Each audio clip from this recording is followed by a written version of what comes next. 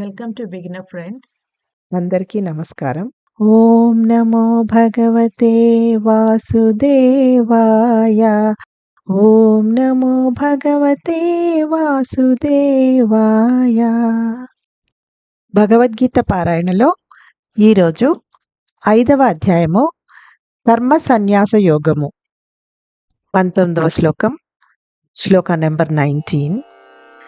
ఇహైవ తైర్జితః సర్గో యేషాం సామ్యే స్థితం మనః నిర్దోషం హి సమం బ్రహ్మ తస్మాత్ బ్రహ్మణి తే స్థితా.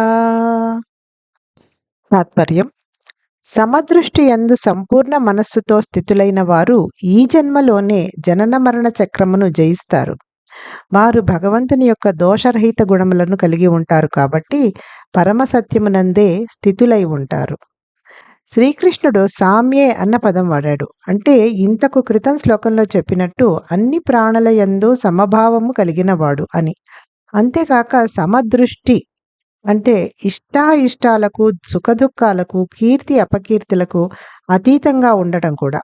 ఈ విధంగా ఉండగలిగిన వారు పదే పదే వచ్చే జనన మరణ సంసారాన్ని దాటిస్తారు. మనల్ని మనం ఈ శరీరమే అని అనుకున్నంత వరకు ఈ సమత్వ దృష్టి అనే దాన్ని పొందలేము. ఎందుకంటే శారీరక ఆహ్లాదము మరియు కష్టముల పరంగా కోరికలు, ద్వేషాలు అనుభవంలోకి వస్తూనే ఉంటాయి. యోగులు శారీరక దృక్పథానికి అతీతంగా ఎదిగి ప్రాపంచిక బంధాలను త్యజించి మనస్సుని భగవంతుని యందే లగ్నం చేస్తారు.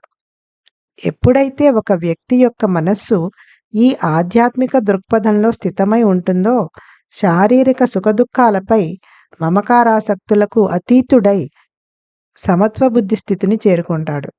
స్వార్థపూరిత శారీరక కోరికలను త్యజించడం ద్వారా వచ్చే ఈ నిశ్చల తత్వం వ్యక్తిని ప్రవర్తనలో భగవంతునిలాగా చేస్తుంది.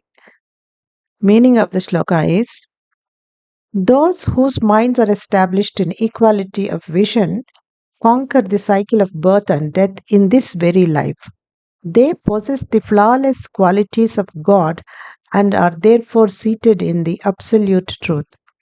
Sri Krishna uses the word samye to mean one possessed of an equal vision towards all living beings, as explained in the previous verse. Further, equality in vision also means to rise beyond likes and dislikes, happiness and misery, pleasure and pain. Sri Krishna says that those who are able to do so transcend the samsara of repeated birth and death. So long as we think of ourselves as the body, we cannot attain this equality of vision because we will experience continued desires and aversions for bodily pleasures and discomforts. Saints rise above bodily consciousness and absorb their minds in God, giving up all worldly attachments.